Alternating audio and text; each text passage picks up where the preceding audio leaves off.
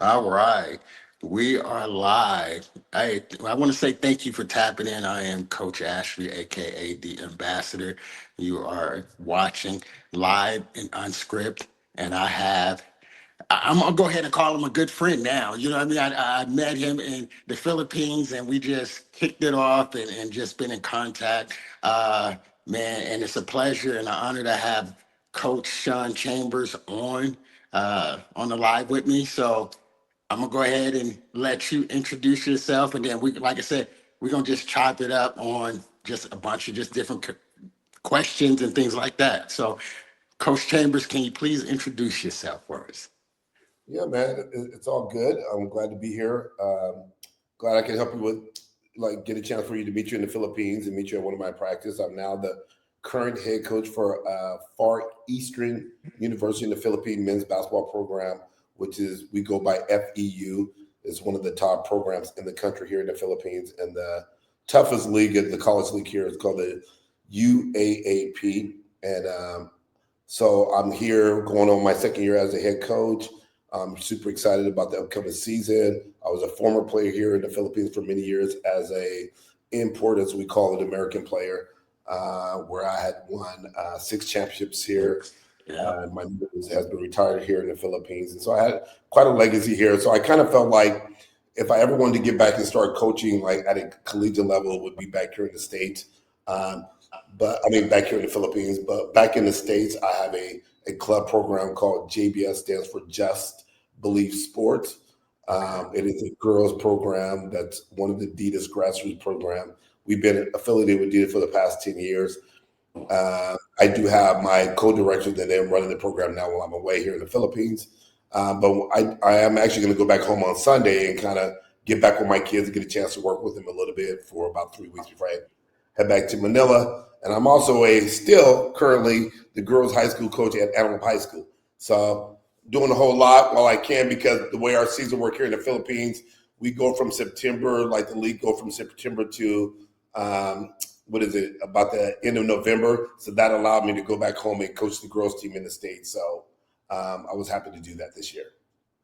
Man, like I said, I thought I was busy, right? No, man, that's me. I gotta stay busy, keep myself active and stuff like that. And it works in my wheelhouse. So I enjoy what I do. I love the game. I love teaching the game.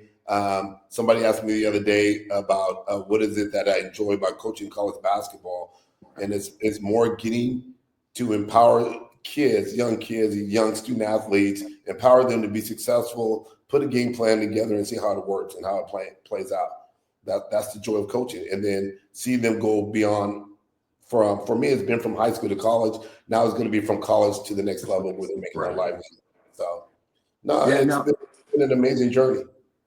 man, like I said, I started to read up on you, and you already mentioned 6-time champion. I was like, because of course I met you and in the Philippines, and I was like, okay, Sean Chang, let me look him up, right? And as Yeah, I'm doing research, I'm like, not only a 6-time champion, but then to go back to uh, back in Cali, he was a 2-time, was it yeah, the state player of the year? You know what I mean? yeah, I'm like. yeah, yeah.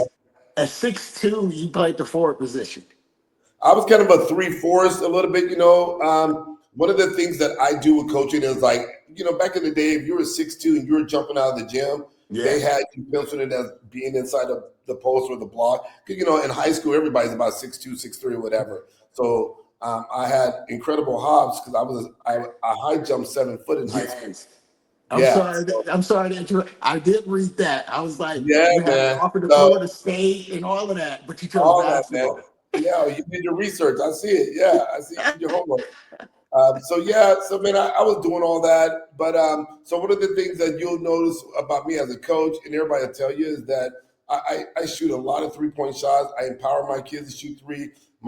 You saw that my African kid who's 6'10", I got him out there shooting three. My 6'9" American kid. We want everybody to be empowered to shoot the ball. And one of the things that happened to me as a young guy, it was considered like either you can shoot or you can't, instead of being in an acquired skill, like just repetition. You can become somewhat of a consistent shooter. It doesn't mean you have to be just a natural shooter. Some guys are going to be naturally flow with shooting, and some guys it takes time. So I got pigeonholed with that, but it was fun because I had an amazing career at Cal Poly San Luis Obispo. Like you said, I was a two-time league MVP, two-time champion. I wouldn't change it for the world. But one of the things I did know, it did put a ceiling on what level I can play after college. Okay. I was great for the Philippines because, right, let's be real, we have some guys that are 6'8", 6'9", local Filipinos, but it's not across the board. When you're talking about the guys that are playing in the PBA, most guys are about 6'3", 6'4", 6'5", 6'6", 6'2". I can compete all day with those guys at that level. So that's why my legacy happened here, per se, getting a chance to play at the next level at the NBA or something like that, you know? Got you. Yeah, no, Yeah. you made a good point. I mean, and it's great to be able to have you, as I say, a mentor, a resource, what I mean, as to learn.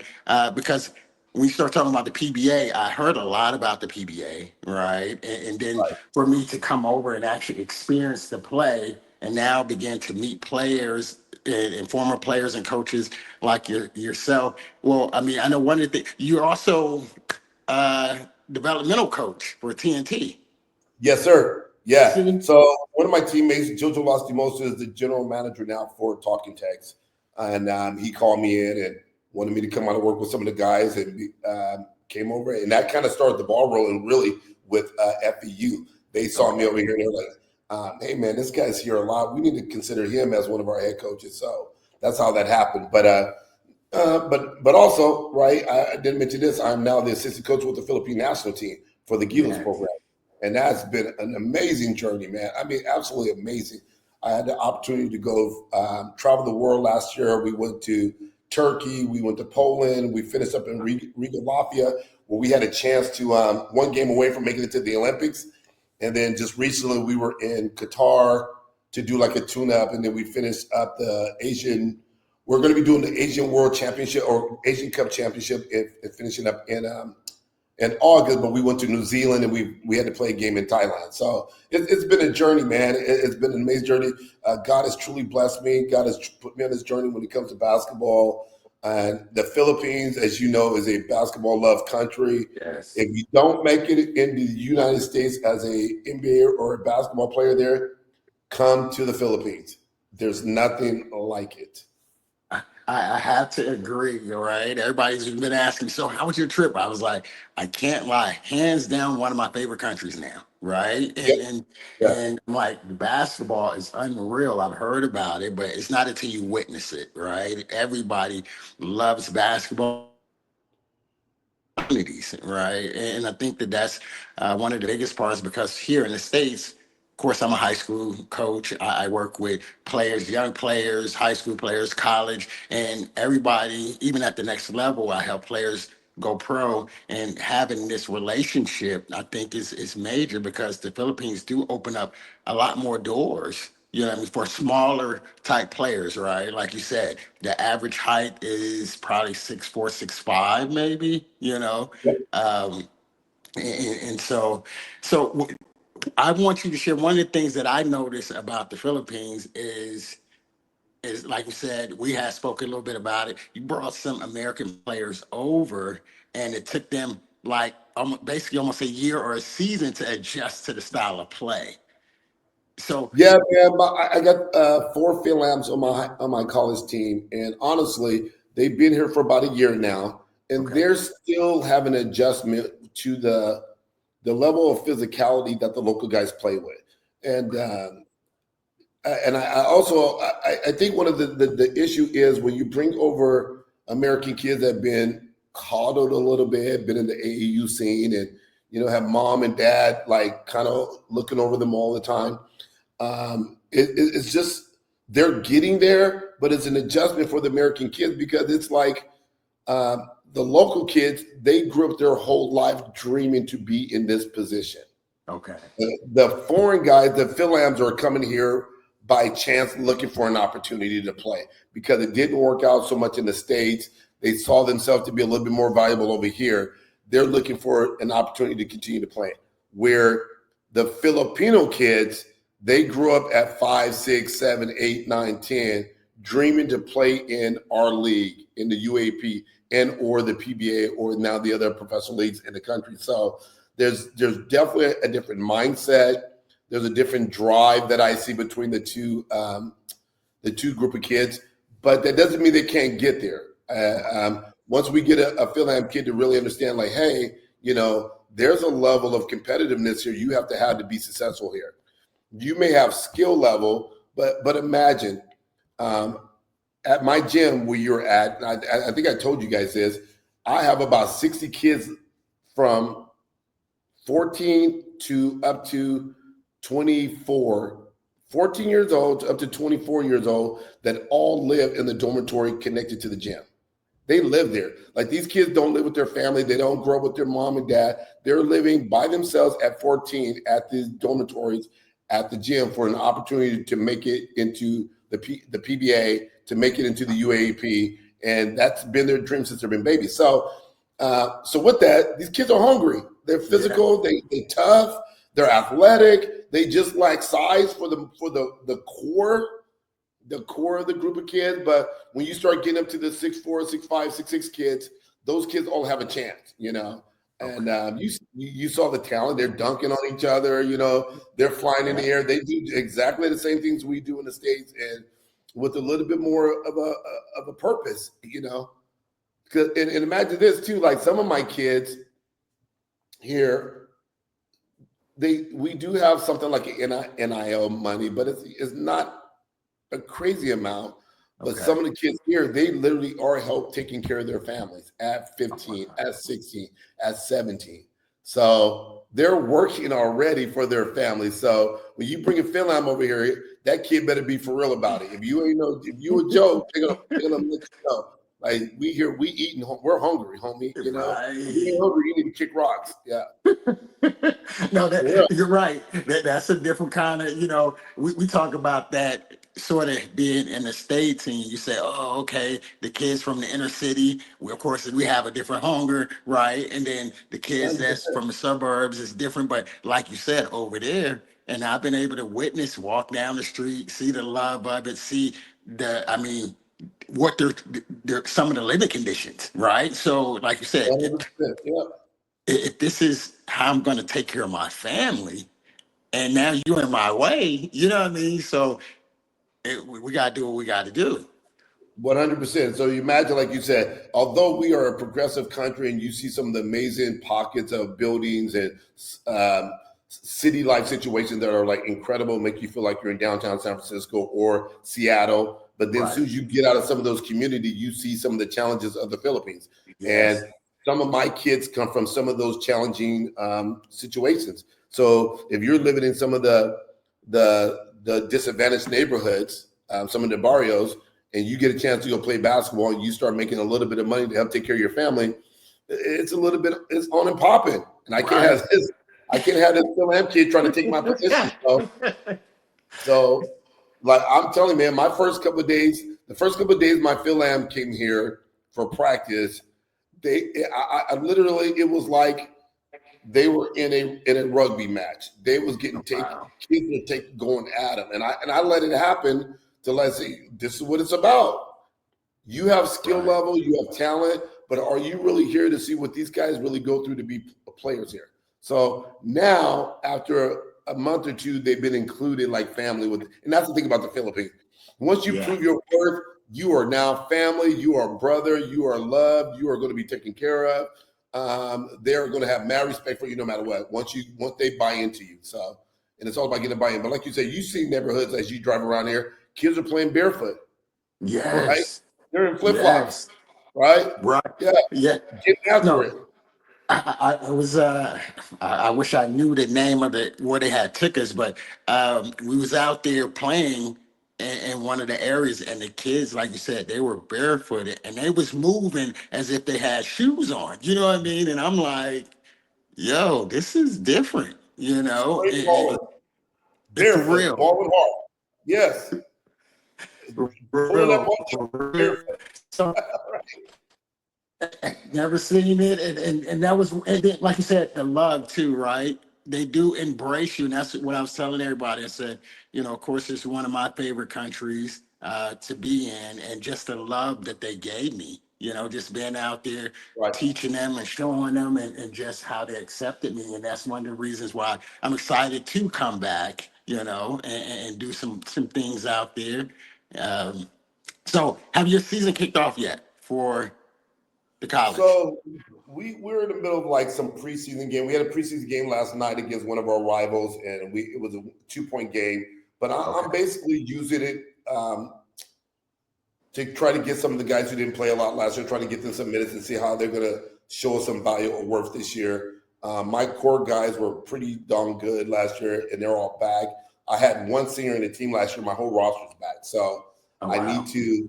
Now I did play some guys a lot of minutes, some of my young guys. So you know a little bit more where we were. We started 5 freshmen last year.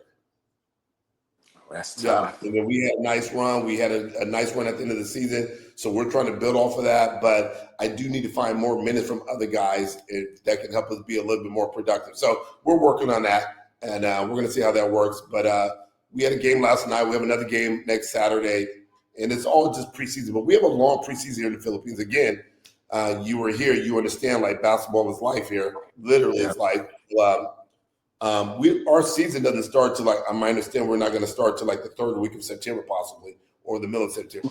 So we're building Okay. all the way from now to that Oh, moment, which is wow. a stretch. Yeah. And we're actually working on something where I'm going to try to take my core 6 or 7 guys, my African kid. We're going to try to bring them to Sacramento and get into some of the pro-am leagues out there in NorCal, and let them do like a tour for like 1 week in California. Do like a little camp out there. Yes, please let me know Yeah, when you do yeah, that. I definitely want to come yeah, check y'all out. yeah. Uh, I We're love, going to be like I said, hyped because our style of play is a little bit different too, because the kids get all the Pinoy plays and the flair, and it'd be nice for some of the American people to see like what I'm where I'm at right now and what I'm doing, yes. especially people in Sacramento. Like they'll be like, oh my God, these kids are legit. No, they really are. Like I said, for me to be over there and just watching, I'm recording. I'm impressed. I'm like, no, he can play. He can play. I'm like, man, I Yeah, love just to watch, want to see them play as a whole. And like I right. said, just salute and hats off to you, because the drills, of course, I'm taking and I'm using for my own self. I was like, that short amount of time, just Use them being all. able Yeah, to yeah, learn, and I'm like, yo, this is really like what's up. And so I think that that's, once again, one of the things that I'm thankful for, to have the opportunity to be in a position that I'm in, because I get to glean and learn from coaches and former players like yourself to help me, help my community, because I stay in a small community, if you want to say. Basically, I'm not in the big city, right? And so we right. don't have the same resources that, in a sense, that the bigger cities have. And so being able to bring back that knowledge, and then even the other part is being able to bring my players over to the Philippines. Bring coaches over and learn.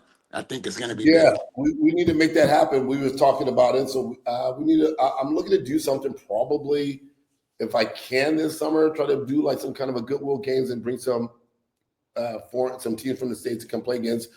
myself at the other university. If not this year, I definitely want to pull it off next year. Okay. So yes, please let me know. I'm gonna be a part of it. And I think the great part about it too is, right.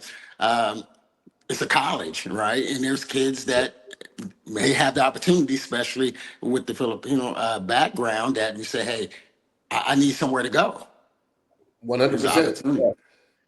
And it's a good way for us to evaluate you, like, see can you compete against these kids, so you see what the level of competition looks like, and you Right. see the kind of the swag. And honestly, man, our kids are pretty advanced. They got high IQ because they play so much here.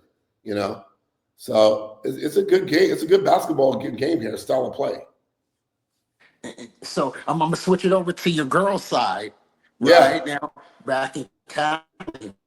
Uh, yeah, so because I've coached both sides, and we know that those are two different animals, And so you're at a high level college, and then a high level on the girls side on the Adidas circuit. So yeah. tell us a little bit about that. So my top kid is actually going heading up to University of Washington. She was ranked number 60 in Oh, the country, Nina Kane. So I'm excited about that. But okay. yeah, it was a trip. Like, honestly, it was right when I was starting to retire from the Philippines. A friend of mine asked me to come help him out with the girls basketball program. And I was like, what?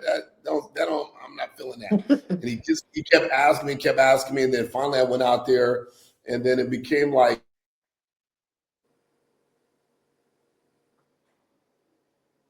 a group of kids. And I saw a couple of kids that had some skill level, and they were great kids. And they were actually from the same high school I went to. So it was like, felt like some kind of connection. And when I empowered them and got them to buy into learning how to run a play or how to be executed, and then they were having success, I was like, man, this is super cool. And ever since that, it's kind of like coaching is like a bit of a drug. Like, you enjoy it, you love it, and you're always trying to find that again, that endorphin. Like, I love the first moment I started True. coaching, people That's become great. successful. And then those kids went on and went to go to college. It changed a couple of the girls' Guys having lives. They trouble became like connecting. incredible citizens right now in the Disconnecting. world. So yeah, Let's see.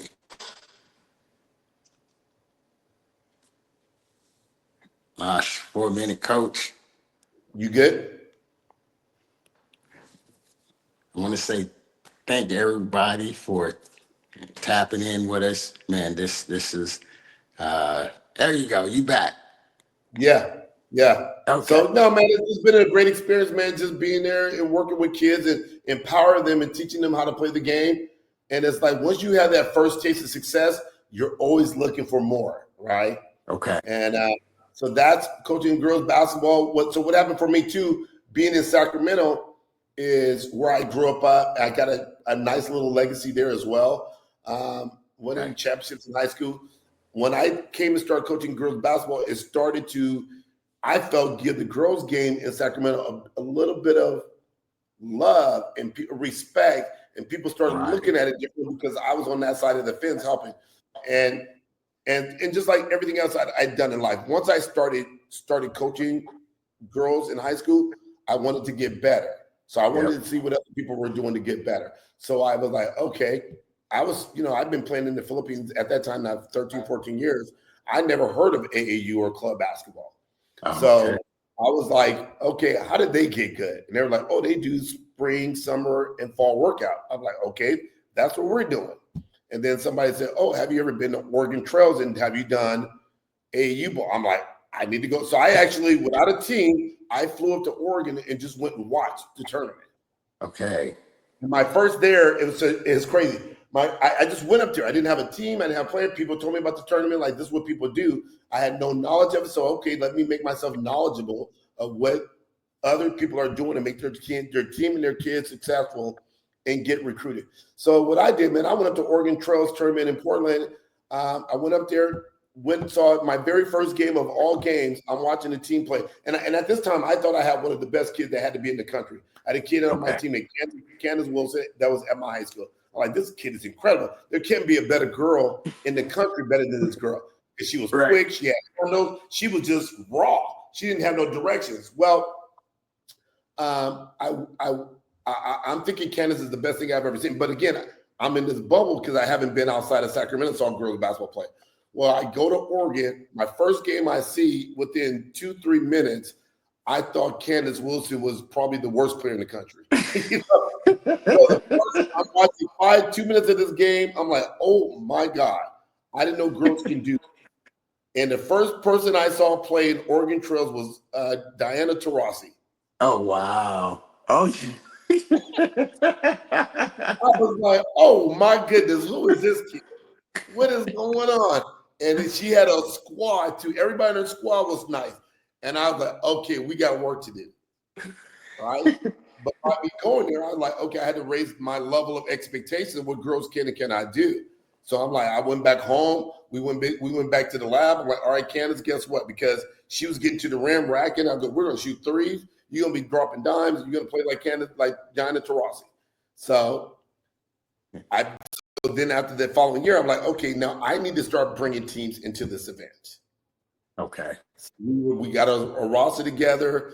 We like a few years later, we started the JBS program. Um, And then we got our first squad that went to Oregon Trails, and I had a roster, and we just started smoking people and got us on the name, got on the board. My first year, we had 7 kids sign D1, our first Oh, JBS team. wow. The next year, we had another 6. The following, matter of fact, we had 2 girls that were coming from Oregon, that were driving all the way from Oregon to play for us my second, third year for JBS. And one signed with Utah, and then one signed to Puget Sound. One signed with University of Utah. They were both from Oregon. And then after that, the next year, we finished off like we lost one game that whole season. We were on every major circuit. We won all the major tournaments. We were independent too. All 10 kids signed major university. Florida, 3 went to Cal, 1 went to Stanford, Cal Poly, San Diego, University of Pittsburgh. I already said University of Florida. I'm missing one. Cal, Stanford, Oregon, and then 1 went to Oregon. We were rolling. And so from then on, you're just constantly, my message to every kid that comes to my program, we've been doing it now for the last 15, 20 years almost, I think. I don't know, it's around there. But it's like the next group of kids that are now those juniors or seniors, their job is now to take the program to another level. We're here, now we go another level. And I say this respectfully, every year, my kids that are now the leaders have taken the program to another level, to another level, to another level. So, and it doesn't always mean wins and losses. It just means the overall community, the overall passing the torch back and forth, raising the 6th graders and working with them as they're the 10th and 12th graders, you one-on-one with them. So it's constantly like a sisterhood we try to teach at our program. And Just Believe has a whole message about it. Like we all wear these shirts that says believe. Like I want my kids to believe I got their back. I entrust in them. God has their back. If you put your work in, you do what you're supposed to do, you will be rewarded for and be successful. It doesn't always mean wins and losses, but you will find success in what you're doing. Man, so that's gonna be another thing, Coach. Because I have some girls that can go out Yeah, here, so I yeah, would love to be able to bring them out and work out, let you check them out, witness, you know what I mean, and really um, help us with opportunities. I have some young guards, some freshmen. Yep, a couple of freshmen that's young that are we're looking for opportunities. That's one of the things that I'm building with my organization as well, is wanting to get to that level where we're on that major circuit, right? And we're able to really give our kids opportunities. So I definitely gonna be hitting you up when you get back home, making trips yes, out sir. there with some of my young ladies. Yeah, no, man, I'm here for all that. Like I'm here to always pass information forth and backwards and work and help empower people. Absolutely. But it's been a joy working with the girls. And one thing the girls have done, they made me a better coach when it comes to Yeah, details, teaching. I won't say minimize my expectations, but I let it be their journey. But I mean, I'm tough on my kids. They know. Like my girls program, they're like, no, we don't take time off. We go out, we get after it. But they definitely made me pay more attention to details, instructions, and how we work on pick and rolls and how we read pick and rolls. And a lot of people don't think girls are capable of doing it. They just kind of roll the balls out and like flex offense and simplify things. No, they can do just as many high level things as the boys do. They just can't get up there and dunk the ball all the time. Now Olivia from out there in your area can get up and dunk it, but not you know what I mean. Yeah, but yes. No, it's good that you said that, because somebody asked me the same thing, right? It was like, my take on it. I'm like, man, like the girls, they're detail oriented. They listen. You know what I mean? yeah, It's that they can execute. The only difference is you ain't gonna find as many like the guys. Of course, that's dunking, but you take that part out of the game. It's something that I'm like, I found a lot of joy in coaching. I could love coaching both sides, but the girls I have a big heart for as well. yeah. And they're rule followers, so you can really tell girls this is what we're doing, and boom, they're doing it. You ain't got to worry Yep. about them pulling off of it. Like, okay, we're running our splits to triangle. They're running splits to triangle. They're not doing Yep. it. They're not doing, which is so that's really cool. Now, every now and then you have a kid. Every now and then on the girls side to be a little bit of a wildfire, a firecracker, but you got to let them do within reason. Let them have their freedom, which is cool. I'm cool with that. So, but I love both sides, and so now what I've been able to do now, I'll experiment with some of the things I'm doing with the girls, and then I'll bring it back with FEU. Okay. And I'm doing things with FEU. I'm bringing it back to the girls program. So when I'm going to go home on Sunday for about 2 weeks, 3 weeks, and I'm going to be doing some of the things we're working on with FEU with the girls program when I get home. Okay. No, It's cool. You got both sides of the fence, and I love it. I'm very lucky to be where I'm at right now. Man, no, like I said, and so the national team. How long you been coaching with the national team? So this is my first year. Incredible journey because you get a chance to coach against now. So now I go from girls basketball, men's college basketball. Now I'm coaching against legit NBA guys like that was at Turkey, that was at Poland, that was at Riga, Latvia. We played against Brazil. We played against Georgia. Georgia had 3 NBA guys on their roster. And so you're in that arena, man, in that space. It was wild, like New Zealand. And, it was just an incredible experience. And like the first thing that came to me was, I belong. I'm cool here. I'm cool in this space. I'm not intimidated by the moment, or our coaching staff wasn't. We were definitely on the world stage when we upset Latvia. We were getting called from like multiple worlds and multiple organizations. Like, how did you pull that off? And, what did you guys do? Yada, yada, yada. Because, they had 3 guys that were in the NBA for Latvia. And basketball in Riga is, man, like there's nothing like the Philippines. But there's places that are extremely close. Serbia, Latvia, Lebanon, those countries love basketball just like we do. It's insane. So Latvia's crowd was like one of the best crowds I've ever seen in the world. But we upset them, and it was shocking. We shocked the world because at the time they were ranked number 5 in the world, I think it was. Oh wow! And the Philippines ranked number 35 or something like in the world. So, yeah, it was quite the journey, man. It was like you were on the cloud 9, man. Yes. So that was back in August, and then we started the whole journey again in November. We had to play New Zealand. We had to play Hong Kong. We won both those games here. Then when I came back in February, we had to go play against Taiwan. We played against Lebanon. We played against Qatar. We played against Egypt. And then we played against Egypt, and then we finished up with New Zealand. Wow. I mean, here's a dude who grew up in North Highlands, and now I'm experiencing all this right now at this stage of my life. So what a journey. Wow. It's been great. Yeah. No, that is like I said, girls to a top college team to a national, national team. And honestly, you work with the pros because the PBA, you're developmental coach. That's right. You know what I mean? So it's like you're at every level. That is every level. I'm telling you, homie, like when I get home, man, it's gonna be crazy. When I get home, I will literally start when I get home to our first practice.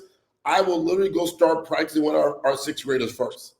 Just to show them, this is Coach Sean. I'm the director. I know I'm in the Philippines, but I want you guys to know me. I want you guys to know what our program's all about. But I will start off working with our 5th and 6th graders. So I'm coming from, the national Philippine men's team, and I'm going to spray my first with our 5th and 6th graders. That's the journey, though. It's incredible, right? Yes, no, that is incredible. It's almost like I'm looking at myself, you know what I mean, as I get older, because that's something that I look at. I haven't reached the college. That's something that I have a desire to be able to coach at the college level and get that feel.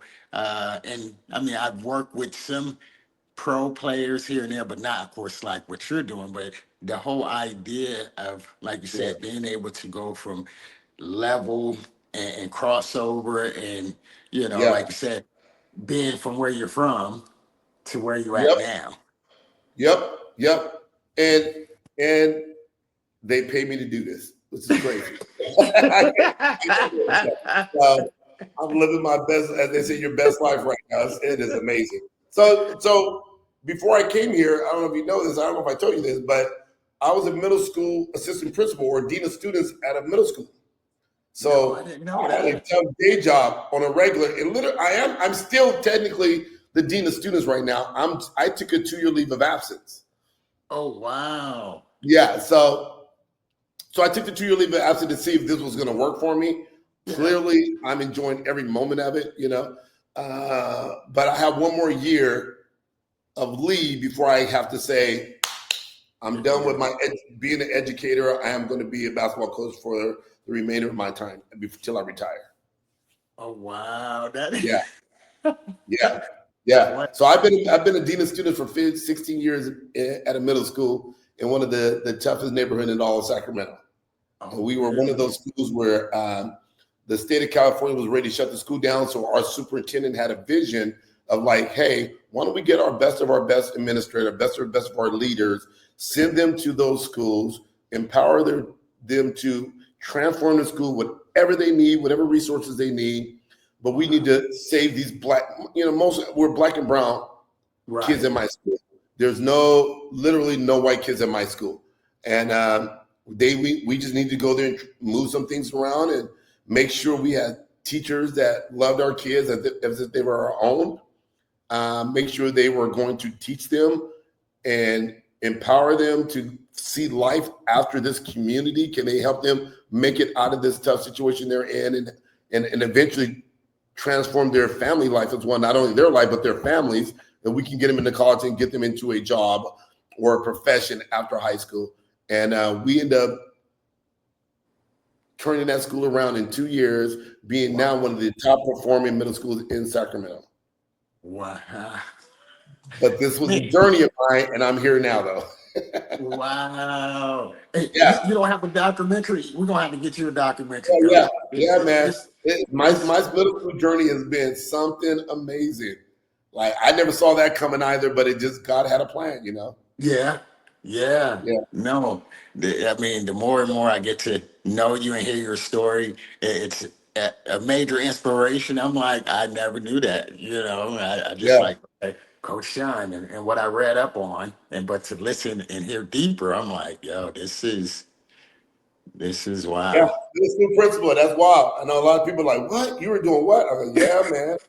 12 and 13-year-old kids and 14. That's a challenging age, but we knew the message is if we can empower and get those kids at that age at the middle school to find something they like about education, get them to like school, get them to start visualizing themselves doing something of a professional position or a job, and not have them look at us as authority, but more as an advocate for them, because a lot of time when you're the dean, you're the administrator, they look at you, oh, you're the authority, you're almost next to the popo. And, Yep. and so we needed to change that narrative. Like, no, I'm here to help you. And any roadblocks that you have, I'm going to help get those out of the way. Whatever, the supplies or your needs that you don't have compared to a family that's in a middle class family have, we're going to take care of all that. We're going to have our district get everybody a laptop. We're going to get our district, make sure we have all the tools and books and resources at our site. We're going to make sure the district is paying for our gym to be as nice as anybody facility in the city. We're going to make sure you have a uniform. We're going to make sure you have books. So basically, we changed the narrative, man, and we got the kids to buy in. And not everybody did, of course. You're always going to have a few bad apples, but we got everybody to buy in. It was an amazing journey to see the success we had as educators and as a community in a tough neighborhood. And all these kids are Black, Mexican, and or Latinos and like Hmong kids, Asian kids. Okay. So Okay. Wow. No, that is yeah, and amazing. people say if you can't love these kids like your own, we didn't want you there. Right. We got Right. we got rid of 30 teachers when we took over. No, I'm sorry, we got rid of 21st, and then another 10 left after our second year. Oh, wow. Yeah, if you're not here for the right, you collecting checks on poor kids, kick rocks on them. Yeah. You Yeah. don't belong here, Facts. right? And that happens all over the world in education. Though it happens, you Okay. know. Yeah. But when you're in this community, unfortunately, you have to do a little bit of extra. I mean, that's the calling. So, and that's what we tell our staff all the time. Like, look, if you're working at Fern Bacon, it's a little bit more than it would be if you're teaching with little Susie and Johnny and them in the Roseville neighborhood or the Upper Sacramento neighborhood. It ain't the same community, and you have to be here for that whole journey. Right. And if you don't get up for it, this ain't the place for you, you know? I Because love it. eventually you have to answer to us, an administrator who I already told Ray and them and Luke, I'm your advocate. I'm going to support you. Yeah. I got you back. So if teacher ain't giving you what you need, come holler at me. Now I'm going to be dealing with that staff member. You're not the wrong place, man. You're not supposed to be here. Right. Right. I mean, and we know, just like coaching, it's teaching, no matter how, if it's basketball, if it's, it's science, art, the deal is they know if you really care, right? And that changes everything. And that's something that, of course, I've learned and continue to learn no matter where I've been. They see the love that I have and the passion, for them. And it's not, like you said, just for a check or trying to do something for myself, but it's wanting to help and give them and put them in a better position, right? In 100%. life. And so that's very important. So 100%. before we, That made me a better coach because I had to be so detailed in my instructions. I had to be so detailed in my communication with my staff member. I had to be like, when I say I had to stand on it, if I'm going to support my kids 100%, I had to stand on that. And so it goes right back with coaching, being more detailed, being more like check for understanding. If my players don't understand what I'm asking them, then I would like, okay, say it back to me. What am I asking? If you can't say it, I need to do it again. We need to do the drill again. We need to run the play again. We got to understand the why. So being an educator made me so much of a better coach, man. It was unbelievable, Yes. No, I can, definitely can see and understand that, I mean, that's the other part too, right? I talk to people and folks think just because you played the game, you can transition into coaching. And that's not always true. That just because you played the game, that's two different, 100%. sides. Right? 100%. I mean, you can teach it. Yeah, no. You can try to show it, but you got to check for understanding. You got to make sure you're breaking it down in simple form for their way to learn it. Yes. So it doesn't mean because you played it that you can teach it. It 100%. As we know, that most guys that were super successful and the game came easy to them. Yep. It's hard for them to teach it. It is. It's hard for them to teach it to someone else, And so I think that's an amazing thing. So before we get off, because I don't want to keep you on too long, or try to keep it within that hour block. And the good part is for you, it's early in the morning. It's what? Oh yeah, man. We got a team barbecue in a couple hours. I'm all good. Yeah, it's almost afternoon. Yeah. And so, I had to ask, I don't know. I had the pleasure of also meeting Coach Tim Combs. And so I know that's your coach and like basically a mentor. How was that for you, playing and learning from him? Because, of course, just like yourself, you have a legacy. He has a huge legacy as well, being one of the Phil Jackson, one of the top, coaches in the PBA, right? So what are some of the just things that you've been able to, from a player and as a coach, to just learn and just memories?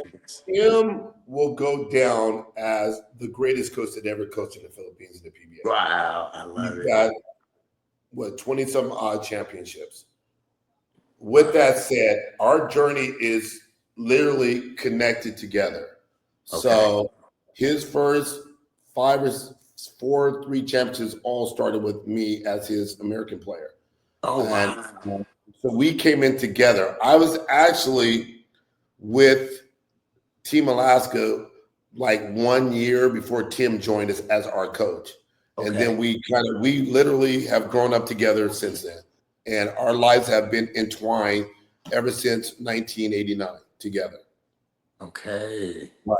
And so his success, my success, him being a mentor of mine, he would always say like he wouldn't be where he was today if it wasn't for me, because by us winning some of those championships, kind of saved his position with our old owner with their last organization. And then that allowed him to be able to expand and grow more as a coach.